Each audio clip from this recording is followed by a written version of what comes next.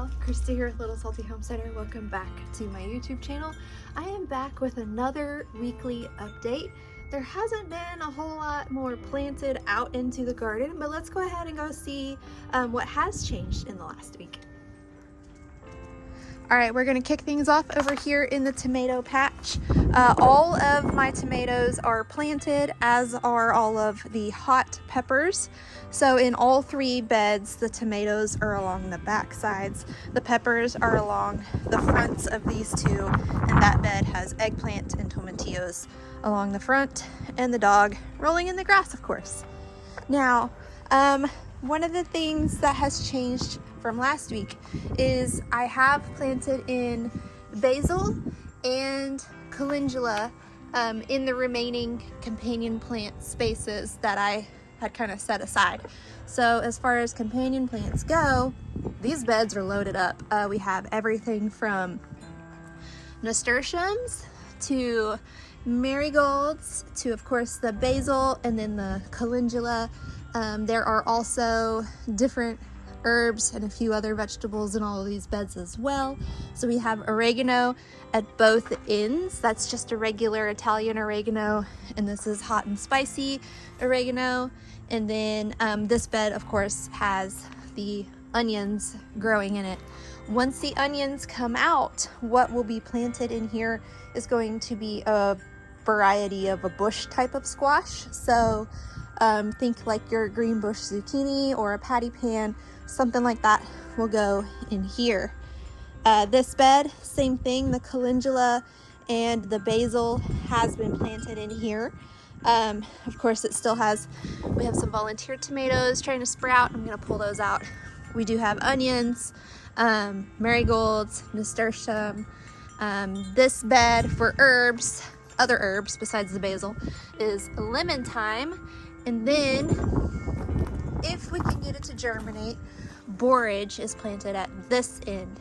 Now, I did want to point out something weird. Let me get around here. I did want to point out something weird that has happened in this bed, and I have no explanation for it. I don't know what happened. So, I had Rebel Alliance cherry tomato planted here. It didn't die, it didn't wither away, it just disappeared. It's gone. I also planted a calendula right here, and you can kind of see the seed starting mix right here, the soil mix where I transplanted it. Also, just like straight up disappeared. There's no like cut off plant. It's just gone. I have no idea where they went. The rest of the plants in these beds are looking really good. That's just the weird oddity that happens with gardening sometimes. Now, in probably all of these beds, except for this front one here, probably in these two beds, there is a ton of volunteer basil growing, and I'm just letting it happen because we love basil, and I'm almost out of dried basil in the house, so I need to get that jar refilled. I just saw, there's a little baby basil sprout. I just saw somewhere, oh, here we go. Basil, all that's basil. I don't know what kind because I don't remember what was planted here last year, but there's kind of just basil sprouting all over the place. For now, I will leave it. If it starts to take over, then I'll pull it out. I think that's a radish that I planted last fall that just germinated, but you can see the rest of the radishes are doing pretty well. Little tiny basil. So overall, these two onion beds are doing excellent. I'm calling them onion beds. They're really the tomato patch, but doing really excellent. I still need to come in and amend the tomato and pepper areas with some compost. Hopefully I can get that this weekend to get that taken care of. But let's go ahead and take a look at this bed. This bed also has tomatoes along the back side. Now this bed is purely cherry tomatoes. This bed is going to be indeterminate slicer and paste tomatoes, and then the back bed is determinate and semi-determinate tomatoes. All right, so companion plants, also completed planting those out. Basil, calendula, nasturtium, marigold, just like the rest of the beds. The difference in this one compared to the other two is this one doesn't have onions, first of all. But what it does have is bush beans. And you can see where they're starting to come up. So that'll be really exciting. And pickle bush variety of cucumber is also going in the ends here. They're not like the vines on those don't get nearly as long as other varieties of cucumbers, so I think they'll be fine to be at the ends, and if they do vine, well, then it'll be fun to dig them out of the beans. So the herb that's in here is a tricolor sage, one of my favorites. And after these bush beans are done, what will go here is cowpeas. So these beds will continue to be full of food through the spring and summer, and then we'll start transitioning into fall crops as these items start to fizzle out. Of course, that's in a few months from now, so we don't need to worry. So we have the Grande Rio Verde tomatillos here. It looks like they're trying to bloom. I may pinch them, I don't know, we'll see. Then we have Thanos eggplants here. And then we have Listada de Giandia here, and then shooting stars here. Something is nibbling pieces of the leaves off, probably roly-polies. They like to do that. And then we have Verde tomatillos here. Now, these fun lights, I ordered some more. They'll be here tomorrow. So they will go in that bed and that bed, and then the two beds behind me as well. So I really like a well-lit space at night because sometimes in the middle of summer, that is the only time you can get out here because it is just too hot to come during the daytime. And I like to keep it well lit to sort of deter rodents and other critters from appearing and wreaking havoc and stealing all my food. So I'm just slowly integrating more lights. You can see all the lights on the raised beds here, and then those lights, of course. And then as we add the arch, I found some string lights for the arch. So I'm just slowly getting the space nice and lit up. Speaking of this area over here, I have finished expanding the beds. You can see they're both 4 foot deep now. I have added a bit of compost. I've added 3 bags to each bed. As you can tell, it's not nearly enough. So actually later today, I will be going to get more compost to finish filling these up. And then I will get these sweet peppers planted in the fronts here. Now I only have 12 plants total, so that's going to be 6 plants per bed. And then I have some a variety of zucchini that's going to go in this end and then at that end down there. I don't want to put anything in these inside ends because of the arch trellis that is going to be added. You can see that whenever we extended this bed, we had to scoot it down because these two beds need to be 4.5 foot apart from each other. So we had to move that one down. So it's a little bit closer to that corner over there. That's okay, I'm fine with that. And then I'll need to like recenter this, pull it forward a bit, and then scoot it to the right just a little bit. Of course, move my rain gauge. I also ordered the replacement gauge for that, so hopefully it won't look like that anymore. It's supposed to arrive tomorrow, I think. I still need to amend this. Sunflowers will be planted in this. Of course, I'm not going to add any compost or anything until after I get it moved because that'll just make it heavier, and it's already going to be pretty heavy trying to move it as it is. So that was labels that I found in the soil, so I'm just going to throw those away. Again, along the fronts is the sweet peppers. Now along the backs is going to be okra, just like in prior years' gardens. The middle is also going to have bush beans, and then transition that into cowpeas. Now the arch, once that is built, it is going to be 1.5 feet wide. It's going to connect these two anchor points. So whatever I can fit on that 18 inches is what's going to grow there. I have a lot of plans for all the things that I want to grow. So we'll just have to see if I can manage it. I would like to get some vining cucumbers on there, some melons for my kids, and then Malabar spinach and the butterfly pea flowers. I think that all of that will fit on there. If you like, we do 2 plants per side or whatever, I think it'll be fine. But first I need to get these beds filled up. And after the piece of the compost bag, the sweet peppers will hopefully be planted out this weekend.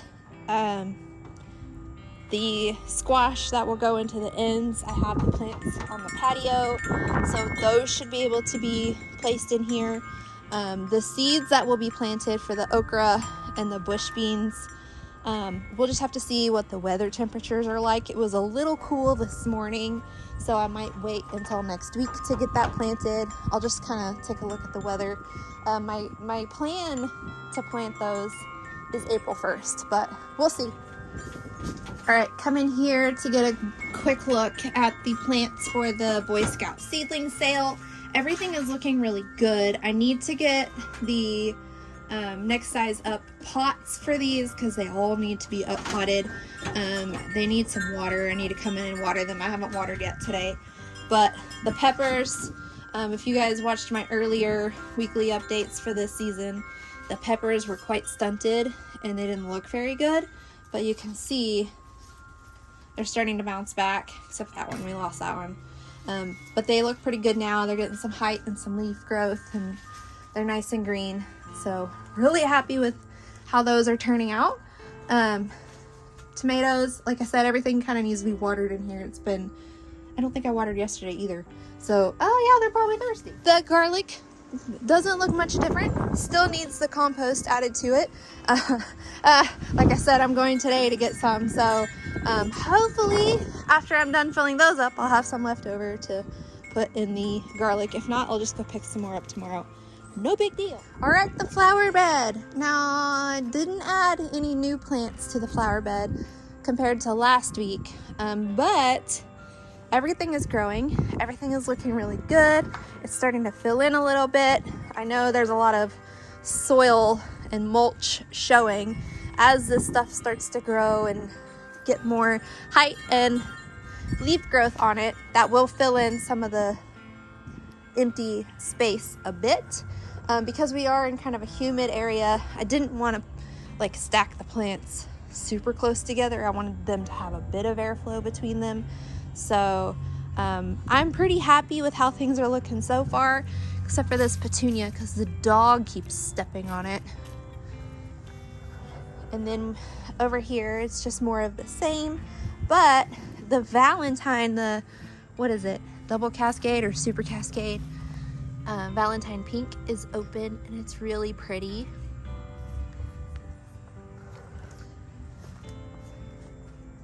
And I'm gonna zoom in on these red buds for a minute. Okay, so there's a lot of bees flittering around. I don't know if you guys can see them in the video, but the bees love these redbud trees. And they're not, like, I walk underneath and around these trees all day and they don't really get aggressive with me, so I think they know that I'm not here to harm them. But yeah, it's really cool because you can walk under these trees and you hear the buzzing from all the bees in it. So you can kind of see one on that branch right there. But moving on over here, not much different from last week. I really think that I am going to have to heavily amend the soil in here before I plant anything else out in it. The spinach is starting to get more true leaves and put, you know, some more leaf growth out. The peas are trying to get some height. Now these are like more of a compact variety of pea, so they're not going to get super huge. But the lettuce really hasn't done much of anything. I really just have more luck starting lettuce indoors and then transplanting it out. So that was a lesson that I learned, and I'll do that next year. But you can see, you know, it's growing, but not very quickly, and that's okay. That's okay. Some things were an experiment and some things were lessons learned. So I'll take that and run with it. Okay, I did transplant some marigolds in here. I think the petunias were there last week. I can't remember if the marigolds were. This is a butterfly pea flower. I am doing an experiment to see if I can get it to grow. They don't like being transplanted, so that's why it looks so awful. I do have more seeds in there, so I may just like plant new seeds in here, try to get them to climb this and kind of go along the lights. I think that'll look cool. We have a petunia up there. Over here is a hodgepodge of all kinds of different things.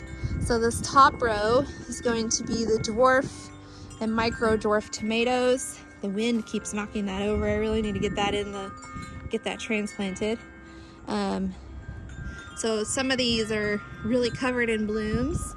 And then this row has marigolds and nasturtiums, different types all the way around, nothing really the same. Wanted to make sure we added some different colors and different things to look at. Most of the rest is going to be hot peppers, and then we have 3 eggplants along the bottom. It was a little bit chilly last night, so some of these pepper plants are looking a little sad from it. They'll perk back up as we warm up. I think that's the end of like the cold, the super cool temperatures. It didn't freeze or anything. It was just a little chilly. I think that's the end of that though. I think we're gonna start warming up from strawberries. Strawberries are looking really good. They have a lot of new growth on them. They're starting to spread again. We have a few berries. Ha, there we go. Now you can see. We have a few berries down there. We have some berries up here. We're starting to get more blooms. Oh, there's a baby berry there too. So, definitely gonna get some food off of this year. So, really happy about that. There's another bloom. And I am going to come out and liquid fertilize this today as well. Actually, everything is getting liquid fertilizer. Lime tree. So you can see all of the new leaf growth that it is putting on. I was kind of worried about it because it didn't like where I was keeping it indoors over the winter, and it lost almost all of its leaves, as you can see here. So I was kind of worried about it, but it looks like it's going to come back just fine. I fertilized it. I've been watering it. We have some more volunteer basil popping up in here. So I think it's going to be okay. It's looking pretty good. All right, over here, I don't know if I had the medicinal herbs planted in here or not last week. I cannot remember. I have my transplant log where I wrote down the dates of stuff, but other than that, my days kind of run together. So I do have the medicinal herbs transplanted into here. There's a couple of culinary herbs in here, the oregano, the thyme, obviously. Most of the other stuff is going to be medicinal. It'll be used for tea and other things. Anyway, medicinals. There's a couple of empty pockets left, and I received some new medicinal herbs and seed swaps, so I'm thinking about getting those started so I can get them transplanted into here as well. This tier is basically just going to be mint, so I'm not even going to try to plant anything else in here because it's just going to take over. But we have chamomile, calendula. This is just the regular Racina variety of calendula. This is the one with the most medicinal properties. We have Montalban dragon balm. This one is actually just a pollinator plant. And then we have rue for the swallowtails, hyssop. These two are hyssop. Marshmallow. That one is also marshmallow. The tarragon that I transplanted. Yeah. So these are looking pretty good. Everything is kind of growing. This is very much a transition period in the garden because not a whole lot is blooming at the moment, but there is a lot of like young plants ready to just take off and give life to the whole garden. Now over here, this is where the most progress was made this week. This was quite a messy area. I had all of the trays out here hardening off, and then there was like dead plants. There was a big dead aloe in there, and there was like piles of leaves and dirt and just all kinds of mess. So I spent a lot of time out here sweeping the patio off, getting rid of all the leaves. I got rid of the icky aloe that was kaput. I'm gonna amend that. I'm not sure what I'm gonna plant in it. You can see the oak leaf hydrangea is coming back and the hibiscus is coming back. So I'll get some fertilizer in these guys. I transplanted some petunias and calendula in here just to give some color to this area over here. And then this is the seedling station. So kind of break down what we have going on over here. All right, so these are the plants that Lily's Girl Scout troop is going to be planting out on Sunday, so in 2 days. This is the tray of Persian carpet zinnias, which those are dwarf varieties. They're like good border plants. Then we have cucumbers, melons, some melons, cucumbers, and squash. And then these are all herbs, like culinary herbs, like you can see dill here, culinary herbs, and then a whole flat of basil, more culinary herbs. These will be transplanted throughout my garden. Once I get those 2 beds filled up, then I can find the spaces for these and get them put in. Marigolds, some of these will be put into the seedling cell for the Boy Scouts. Some of these will go into those 2 raised beds along the fence. Then we have sweet peppers. Look at this variegated variety. That's the candy cane chocolate. Is that what it's called? Yeah. Candy cane chocolate cherry or something like that. We have a few nasturtiums that will go into those raised beds. These eggplant need to be up potted and put out there with the Boy Scout seedlings. Petunias, I'm going to plant in the front and back flower beds. These are for the Boy Scout seedling cell as well. Calendula, I'm just going to find a home for within my garden spaces. Those 2 beds, of course, and then flower beds. And then, you know, just kind of tuck them in wherever I feel like could use a little spot of happiness. And then these are perennial flowers that I cold stratified and then put them on heat mats. And there was pretty good germination from the milkweed and the gaillardia. They're just getting a little bit of height on them so that they can be transplanted out. The echinacea, I dropped the tray, so I'm really surprised that there's 1, 2, 4, 6 that did germinate. So once they get a little bit more height on them and they've been out here for a little while, then I'll get those transplanted. All 3 of these will go into the front and back flower beds. I can show you guys the front flower bed because I did a lot of work on that. So hold on, we'll go take a look at that. All right, this is the front flower bed for my house, obviously. And the shrubs were already here, so I didn't do anything to those. I have been fertilizing them for about a month. You can see it's starting to get some new leaf growth on them. So that's really exciting. This echinacea here is coming back from last year. I think that's the only one that pulled through. Everything else in here is newly planted. So we have some zinnias. I don't know what's going on with those 2, but we have zinnias here. We have hollyhock there, petunias, marigold, celosia, another variety of celosia. This is rudbeckia, hollyhock, and then, you know, it kind of repeats itself on down. More zinnias, hollyhock. There is some little baby coleus. Show you here.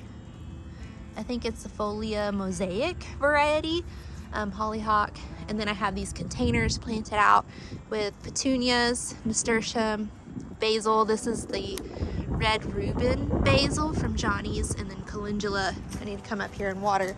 But both of those are basically the same thing, so just adds height and, you know, visual appeal having those containers up here. But that's all planted. I need to come in and add some compost and some mulch, but overall the soil health in this bed is pretty good. I'm pretty happy with how much the soil has improved in this bed compared to whenever we moved in. All right, so that is how things are going. The few things that have changed in the last week, but there's still a ton that's left to do to get this spring and summer garden ready for the whole planting season. So I actually had to create myself a checklist here.